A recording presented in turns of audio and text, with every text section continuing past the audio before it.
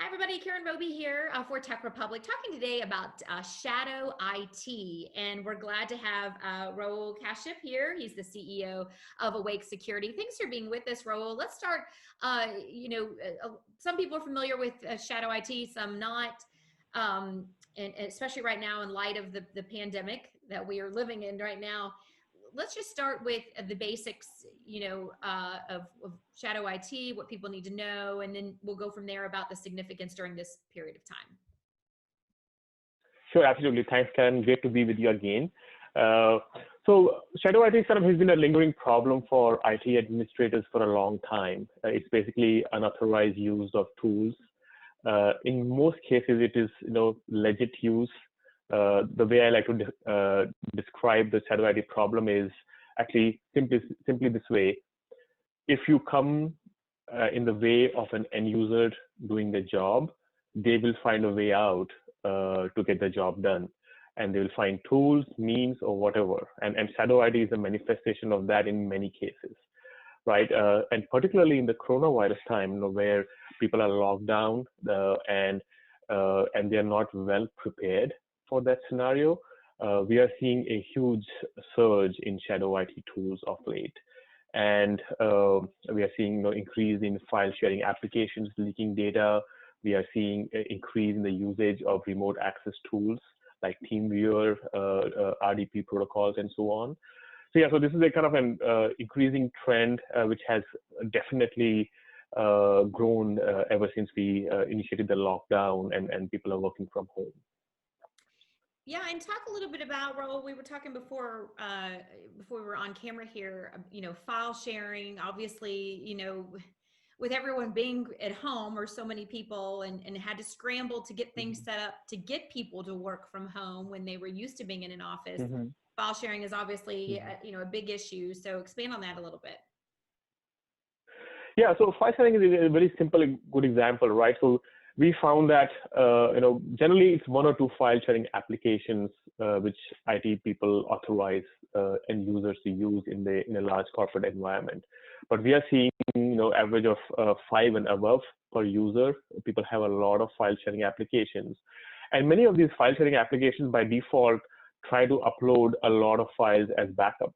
You may be having a file sharing application just to store and save your photographs, which you just took recently over the weekend, but you may have sensitive documents from your office, which are also in the same laptop, and they're also getting and moving to your personal file sharing service right now. So we are seeing a lot of that also coming in, and a lot of IT administrators are really worried because this is creating a new data leakage problem from corporates, particularly as people are sharing sensitive documents unknowingly into their personal accounts. So this is a very common problem we come across recently, and it has really grown significantly in the last few months as well. Yeah, and that's the sad part about everything is, as we were talking about, when we're all vulnerable, at a time of crisis like this, and companies are scrambling to get things changed over, in light of the pandemic. So many companies are open and that's when criminals take advantage of situations, and that's what you guys are seeing. Yeah. So to give you an example, we have seen almost a 75% increase from January to March in people using remote access tools like LogMeIn, GoToMyPC, TeamViewer, RDP protocol-based services, and so on. And I completely understand. People are struggling. People are trying to just get the job done. But attackers are using default and weak settings in some of these services to launch attacks. There have been cases where people are scanning for RDP protocol ports on the internet, and then they even launch a ransomware attack if they find after brute forcing they can compromise an account. So yes, attackers are definitely taking advantage of the situation. There is confusion, there is a bit of chaos, and there's a bit of lack of control, if I may, in the entire IT environment right now. And attackers, they will take advantage, and they are. Yeah, sadly, that is the case. Well, Raul, if you had, an audience, or you do have an audience of a lot of CIOs and CEOs and those that are trying to look for information and trying their best to keep their company secure, what would be the few, bits of or highlights of tips that you would pass along to them, with where we are right now, what they can do, to keep their network safe? Yeah, I would say it's very difficult to please people and give them tools which everybody likes, right? So you may not have success there where you give a tool and which everybody's going to like. So try to at least have tools which are user friendly, which can be easily used by people as much as you can. That's the easy one. From a security perspective, visibility and controls are more and more important, more so than ever. So if you see that there are people unknowingly using tools, shadow IT, which can cause harm to the organization, deploy products on your network, which can give you visibility and identify those kind of activity, so that you can resolve this proactively before any damage gets done.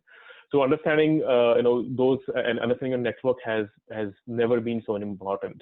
And so I think you should definitely start off with visibility so that you can have efficient controls once you understand and know what's going on in your environment. So I think that's the first thing to do.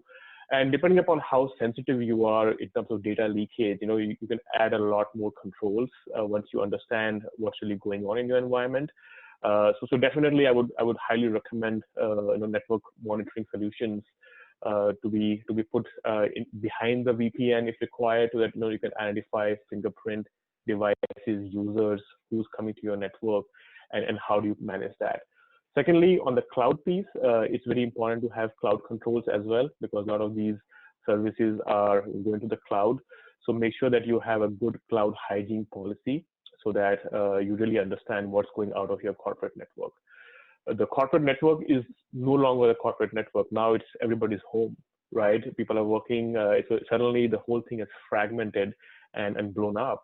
So it's definitely going to be challenging times for a lot of people.